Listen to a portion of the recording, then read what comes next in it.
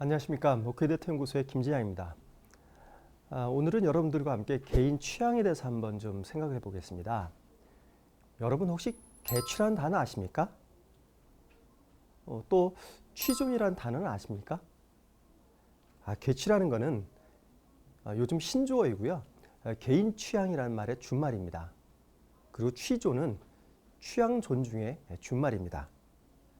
이렇게 개취와 취존이라는 단어가 사회적으로 두루 쓰인다면 개인 취향과 취향 존중이라는 주제가 사회적으로 많은 이슈가 되고 있다고 하는 그런 걸 의미하겠습니다. 우리말에 모난돌이 정 만든다는 말이 있습니다. 이 뜻은 사회 속에서 다른 사람들보다 튀거나 차별화시키지 마라. 만약 그렇게 되면 여러 가지 불이익을 받는다. 그런 의미를 포함하고 있는 것이죠. 그런데 트렌드 모니터의 조사 결과를 보면 개인 취향은 존중되어야 될 뿐만 아니라 오히려 사회적으로도 많이 허용되어야 된다고 그렇게 생각하고 있는 것을 조사 결과가 나왔습니다. 개인 취향은 존중되어야 된다라는 말에 대해서 94%의 응답자가 동의를 하고 있었고요. 개인 취향을 중시하는 것이 하나의 트렌드가 되었다. 나와 취향이 다른 사람과 집단이 다양한 것은 사회 전체에 의미 있는 일이다 라고 해서 개인 취향을 굉장히 존중해주는 이런 응답률이 80% 이상 높게 나타나고 있습니다. 또 나의 취향도 존중받고 싶기 때문에 당연히 남의 취향도 존중해야 된다고 생각하고 있습니다. 89% 응답자가 타인의 취향을 인정해주는 편이다 라고 응답하고 있죠. 그런데 개인의 취향은 남들과 다른 자신의 특징을 드러내는 것이기 때문에 다른 사람이 내 취향에 대해서 어떻게 생각하는지 그 시선은 그렇게 중요하게 생각하지는 않습니다. 그렇다고 해서 자기만 고립돼서 은둔자적으로 그렇게 자기를 즐기는 그것만을 의미하지는 않습니다.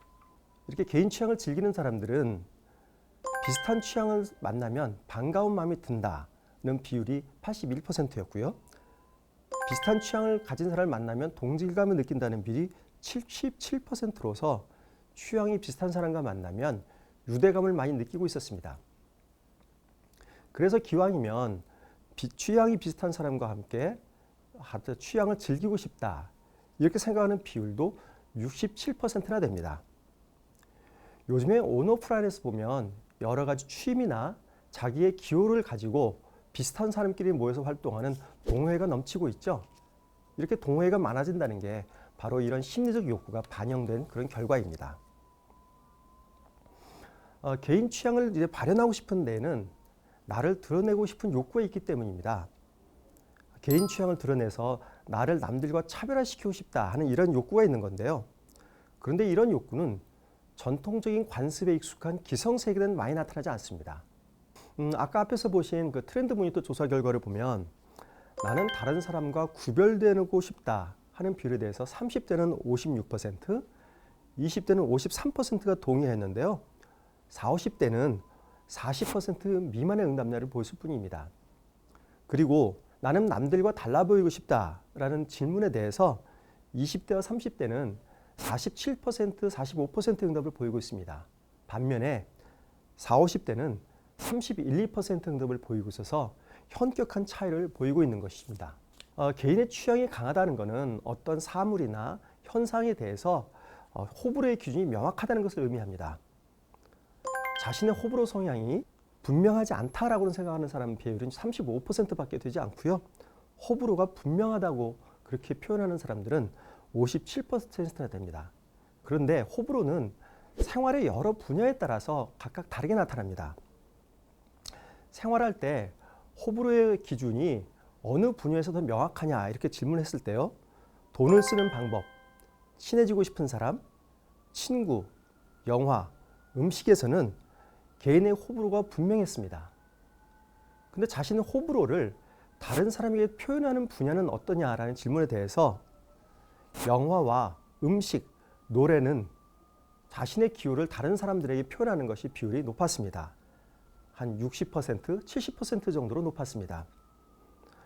대체로 기호와 스타일은 다른 사람들에게 자신의 취향을 많이 드러내고 있었습니다. 반면에 돈을 쓰는 방법, 결혼관 등 가치관에 관련된 질문이나 친해지고 싶은 사람, 직장 동료, 이처럼 인간관계와 관련된 부분에서는 자신의 호불호와 자신의 가치 기준을 남들한테 잘 드러내려고 하지 않습니다.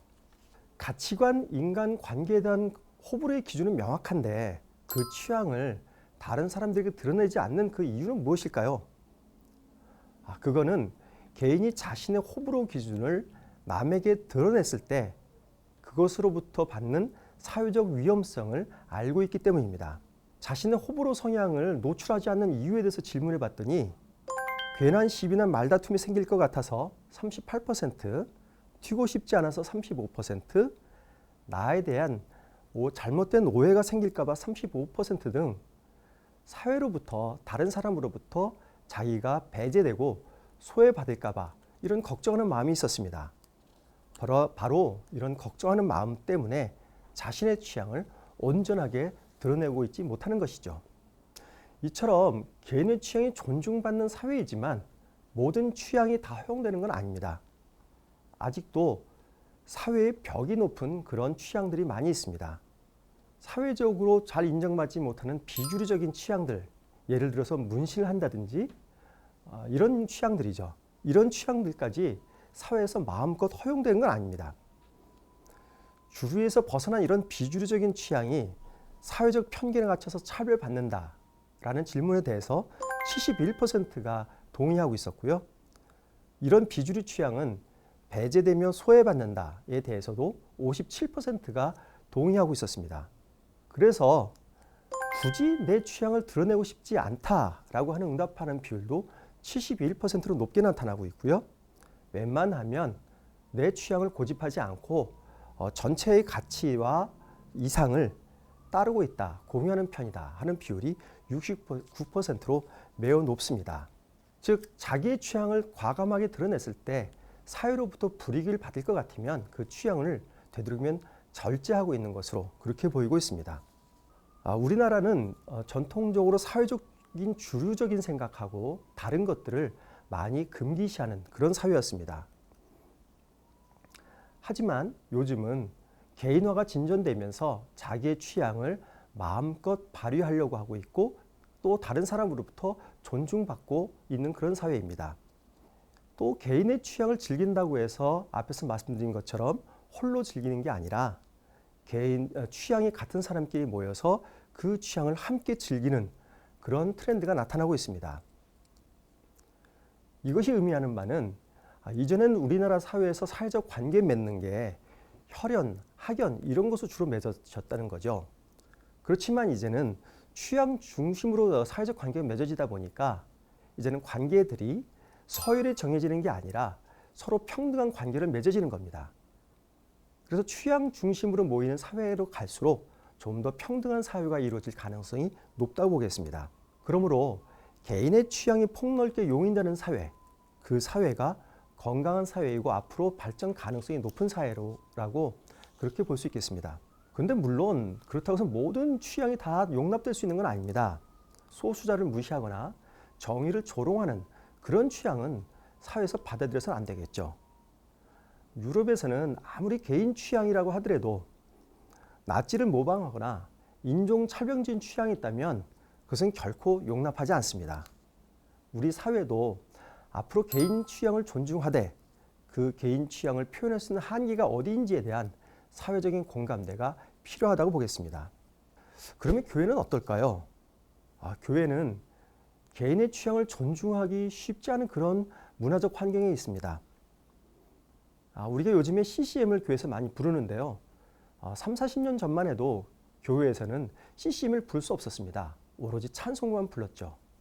기타와 드럼이 본당에서 울린 것도 그리 오래된 세월은 아닙니다. 그만큼 교회가 개인의 취향 그리고 새로운 문화에 대해서 닫혀 있다는 것을 저희가 알 수 있습니다. 요즘에 교인, 특히 젊은이들이 교회를 많이 떠나는 그런 사회입니다.